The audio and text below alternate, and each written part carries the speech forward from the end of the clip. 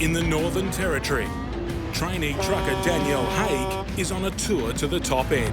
I'm a woman, I can multitask, even if I'm driving a road train. Taking on the tough roads. She's gonna make it.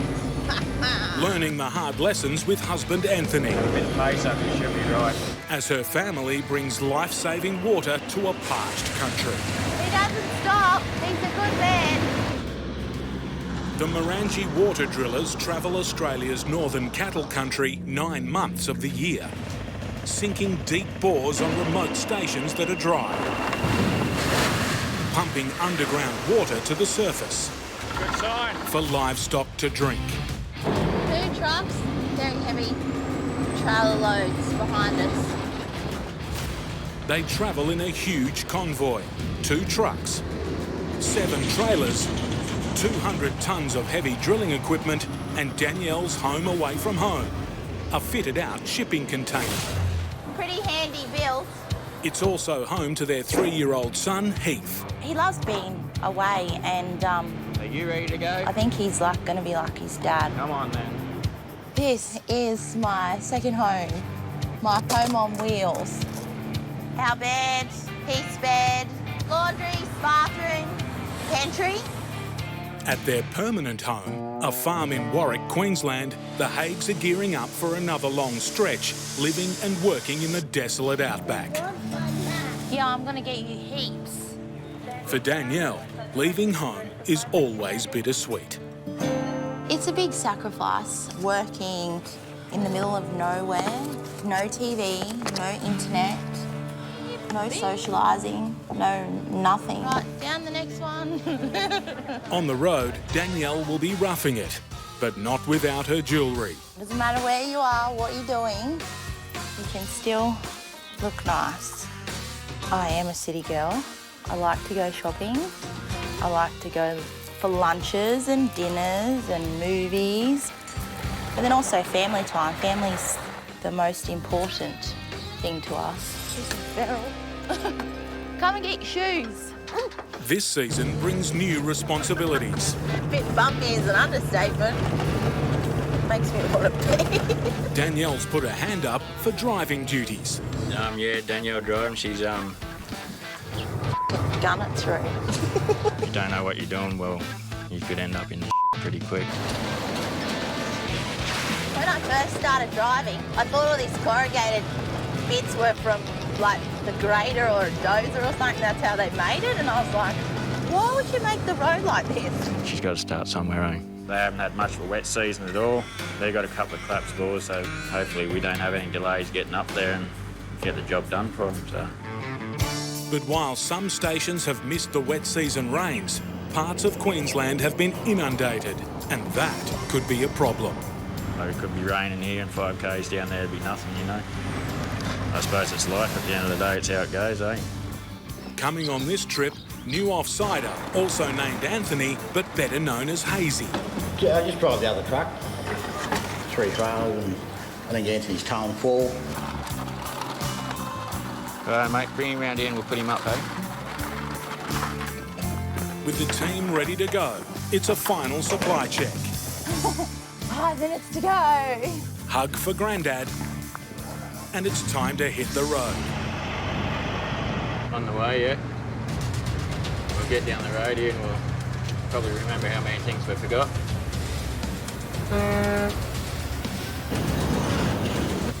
2,500 k's, I suppose, rough figures. The weather up ahead is weighing on Anthony's mind. A couple of storms, little showers heading about in the territory at the moment. Too much rain could close the roads leading north. Southern end, they only had 20 mil, and then we're going a bit further south than there, so we should be pretty right as long as we can get through. And heading into the next town, a worrying sign. Yeah, the roads between Longreach and Cloncurry's been closed just with all the rain they've had up there, but the sign there just saying just caution in between that area. Caution mean open, or does it mean maybe not? Caution means proceed with caution. The water drillers are about to add the final pieces to their massive twin road trains. We're going to hook everything on one and 3 on the other, I think. Yeah, that sounds about right. 1, 2, 3, 4. Danielle's watched this difficult manoeuvre before, and she's not holding her hand up for a lesson today. No way. I can reverse one trailer. I can barely reverse a ute. What am I talking about? Backing up with one trailer is hard enough. Reversing 2 to hook up with a third, Back 2 trailers. that's a whole new level of skill. But at least Hazy will have help. I think there might be a little two-way in there, and Danielle will talk to you. Danielle guiding him on the two-way radio. If I was doing it, I would give it maybe 10 attempts and then I'd be done. He's under pressure. Not making the job easier, a patch of cut-up, boggy dirt. I'm just going to sit here because it's probably going to take like an hour to do. Hazy's getting a sinking feeling.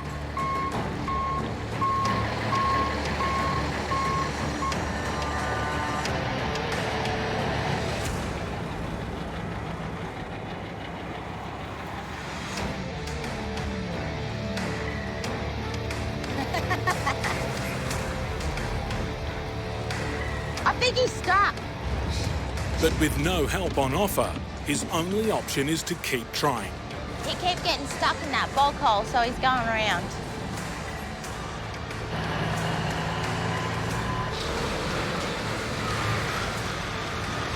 Anthony's got this thing that he does with all the guys that work for us. He makes them keep going until they get it.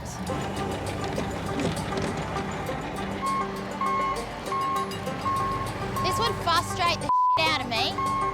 Danielle's seen this operation go wrong before, Don't think he's going to make it here either. with costly results. Before, when we jackknifed, we smashed the aircon off the other side of that camp. Anthony wasn't very happy after that one.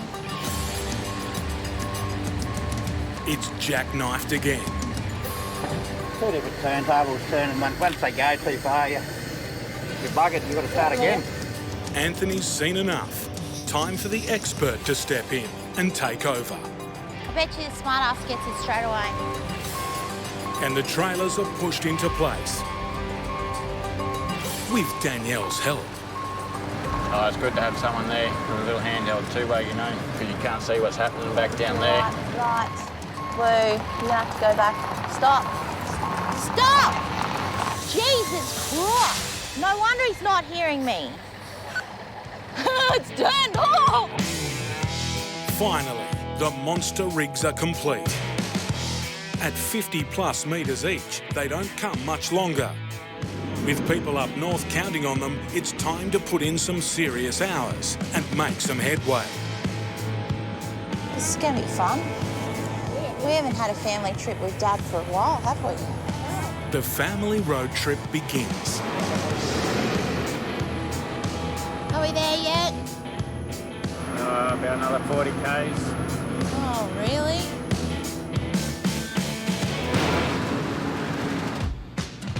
After 3 full days on the road, Well, she just like fully jumped out of gear.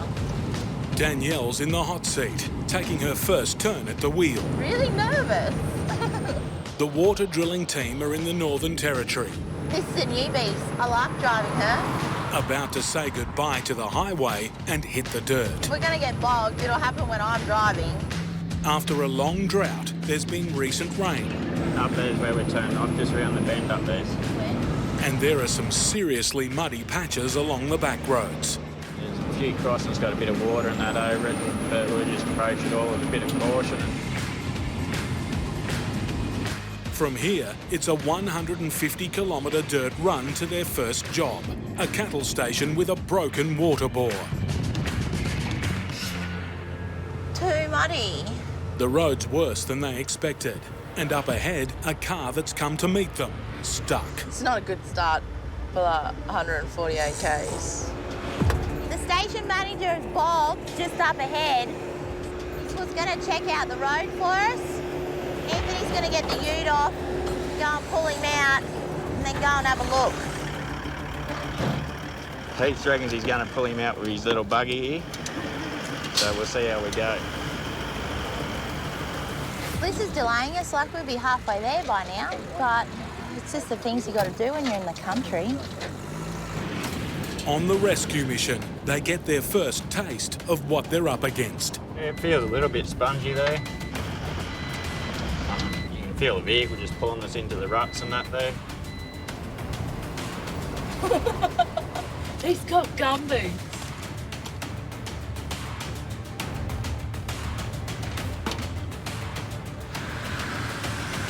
An easy rescue, but a bogged ute is a bad omen. He can't get through, how are we going to get through? If worst comes to worst and I get too scared, I will just camp on the road here. Because I can't back it. No, not real good at backing. Well, we sort of can't back up or anything where we are, so we're sort of stuck there. The only way out is this way. They can wait for the water to dry up or take the road on and risk getting stuck fast. If we get stuck, we're stuck here, or we sit up there and wait, so two options really. Either way, the station's not getting their bore fixed anytime soon. I reckon I'd get through it better than you. Just gun it. Oh yeah, smash it, trash it. No, it won't. The only real choice is to go. I'll drive this truck through so we can see how we go. Once we get through, I'll call Anthony Hayes up and just give him the go-ahead whether it's right to come through or not. Oh mate, if we get bogged here, we could be here for a few days. It's a risk Anthony has to take for his customer. You wouldn't think the amount of water around needs water, but you still need water in your yards for your stockade. And his family. If that rig's not working, we're not making money, so... Anthony approaches the bog that claims the station manager's ute. Bit of a high spot just up here, so we'll see how we go here.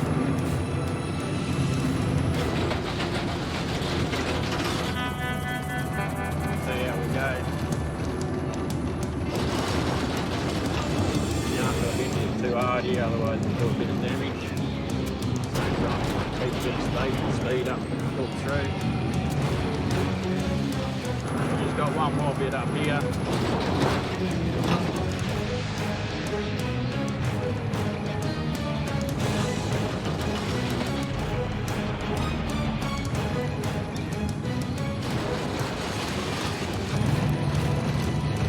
Yeah, right, Hayes, you just poke it through.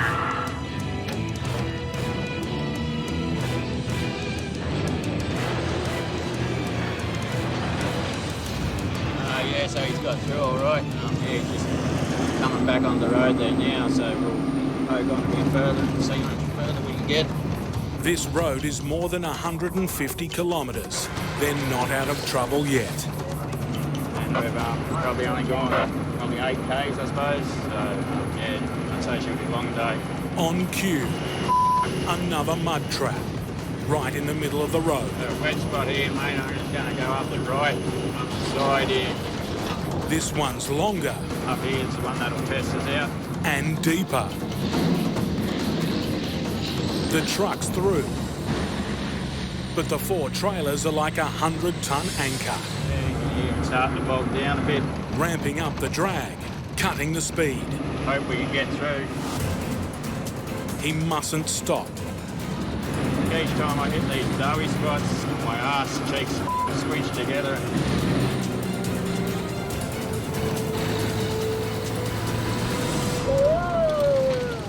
Yeah, we just got through that one. She's pretty heavy going. Now it's Hazy's turn. Yeah, Hazy, you're going to have to pick left or right there, mate. Danyelle, which looks a better option. We're going to go shoot it up a bit. Definitely to the left.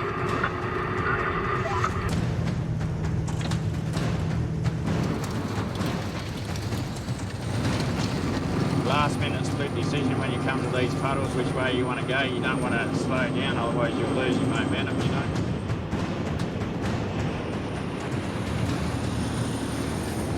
Wouldn't be real fun shoveling it out around here. Through. But there's a bigger test ahead. Yeah, just up around here, we've got a couple of creek crossings. After the rain, they're running fast. Yeah, it's got a bit of a flow up.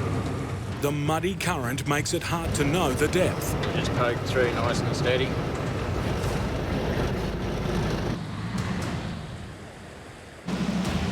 The road surface is concrete and gets slippery. We had a bit of wheel spin there. We just sort of creeped through it.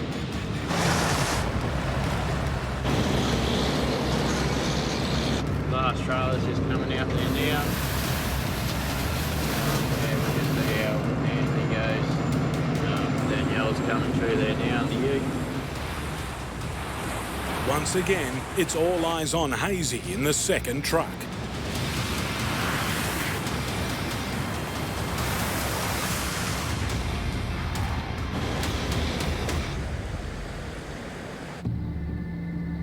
It's been a heart-pounding run. Anthony, do you want me to come in now and show you how to drive it? And Danielle's wanting to be in on the action. Yeah, Danielle, you can come up ahead. The rookie trucker finally gets some time behind the wheel. Heading to Lake Nash.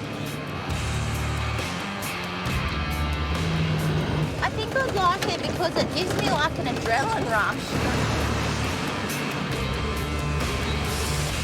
I've got like 4 trailers and $1 million worth of stuff on the back of me. Everybody who knows that I drive a truck now cannot believe it.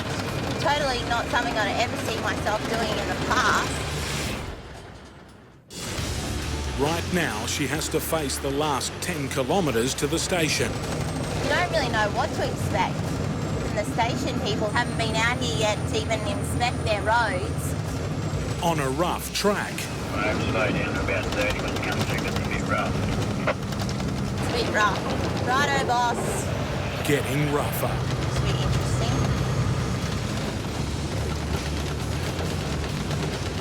Feels like the truck's gonna fall to pieces. I don't have the right bra on for this today.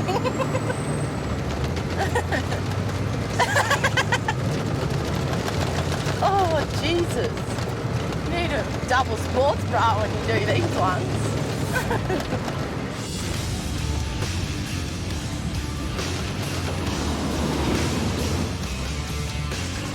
After 4 days of driving, Danielle, husband Anthony and 3-year-old son Heath have reached their destination. Finally arriving at Lake Nash. Hopefully we'll get stuck into it first thing tomorrow. Lake Nash is the second biggest cattle station in Australia. At 4.2 million acres, it's over half the size of Belgium. Station manager Aaron relies on bore water to work his 70,000 head of cattle. What's it just collapsed? Yeah, she is going down there and get out. 2 of the station's most important bores are down, making the paddocks they're in unusable. Well, there's lots of feed about here, but they can't utilise this feed because they've got a collapsed bore here, so sort of been sweating a bit to get these bores up and running. But the roads out here are as bad as they come. Finding a way in without getting stuck is critical. We can't get that way. There's a heap of water laying around there, so we've got to come all the way back up to the station, get back on that Sandover highway and come in from the top end. For the water drillers, finding reliable truckers is a constant battle. On this trip, Danielle's being trained to drive one of the trucks. Gotta drill a hole. It's her first attempt at taking on a bush track alone. We've got to go about 60 k's, but I've been on journeys before where 60 k's can take 5 hours. So maybe a bit boggy. And if I get bogged, then I have to dig myself out. I might break a nail.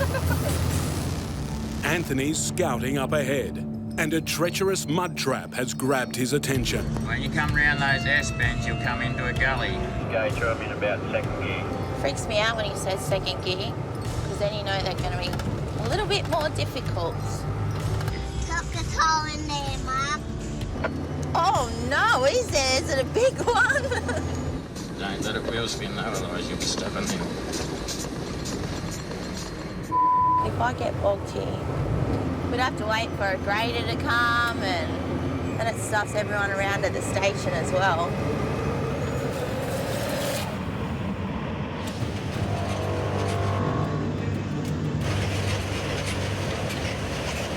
She's slipping those last trailers, struggling. Oh, shit.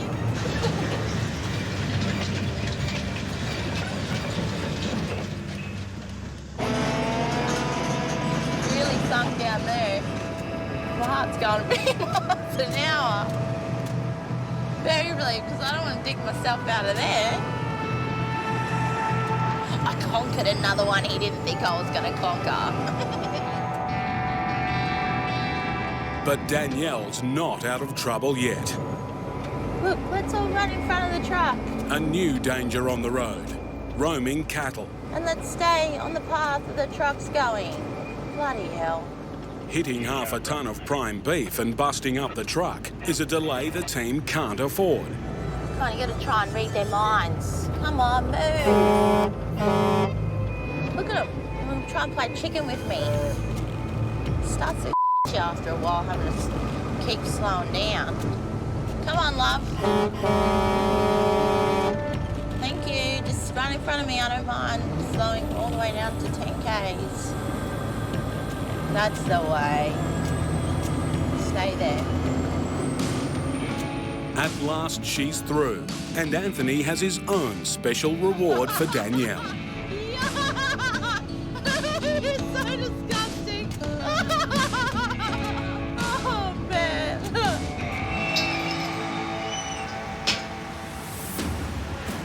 Finally, they're at the cattle yard. So they definitely need to get this one down quick. Now the back-breaking business of drilling a bore. See how we go this afternoon, see if we can get some water for them. The cattle are in critical need of water. If Anthony fails to find it, the very livelihood of Lake Nash Station will be at stake. As you can see, they're mustering in the background, so that's how important this bore's been for us to get here. The first stage is getting a drill to the water table.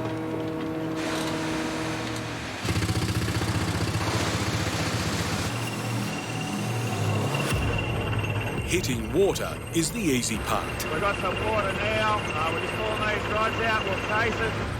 The next stage, adding casing or permanent piping to the bore, is a grueling process, as each 10-metre steel length must be attached and welded individually to reach a water level 100 metres below. It can cost a bit of time, anywhere from about 3-4 hours to maybe a day, you know. Yeah, we don't really want that to happen. They're mustering in to the post of paddock, so we've got a bit of pressure on us at the moment to get this done, and fingers crossed it all goes down well. The casing is finally in. The station manager arrives. Only now can the water flow be tested. Yeah, Aaron's just turned up. We're just about to run some test rods down here. Yeah, we'll need to use this yard and this water point, so can't be any sooner. It's the moment of truth. To get enough water, they're going to need at least 3 litres per second flow. So you've gone to all the trouble of drilling it, casing it, and then you put the test rods down and you're pumping out 0.5 of a litre a second. That's disappointing. That's not even worth casing sometimes.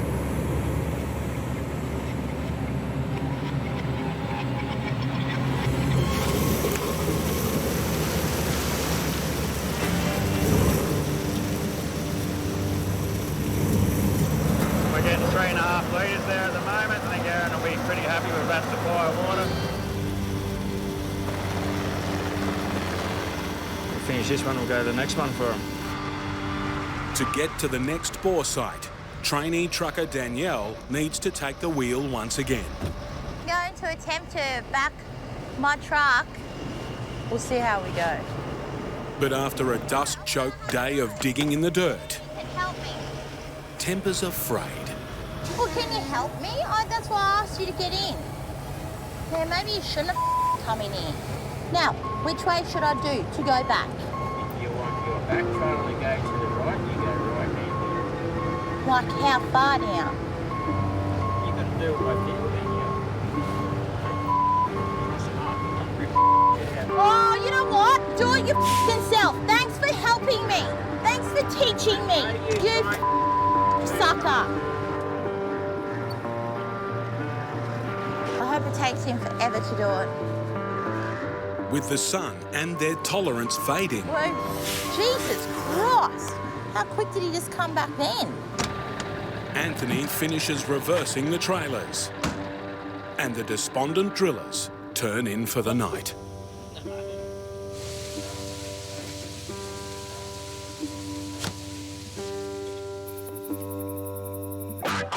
Next morning, the team's not out of hot water yet.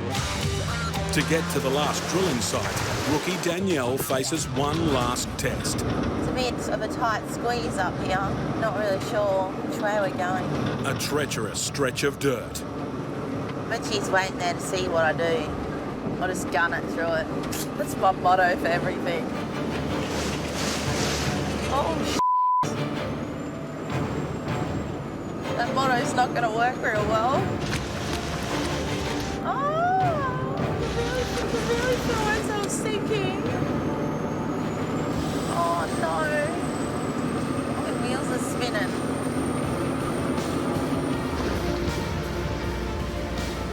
Oh, no.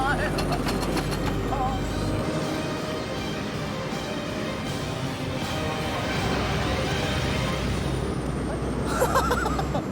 oh, I thought it was our overhead rover then. My palms are like sweaty. At last, the cattle muster point. The water drillers can drop their final bore for Lake Nash Station. Fantastic result for this one as well. We've struck about 3 to 4 litres. Had a pretty good run here. Probably the best feeling is knowing you've got water for them and you see a smile on their face. That really makes you happy. We'll go and fill up with water and fuel and then head to the next station. Wide open spaces. It's fabulous. World at your feet.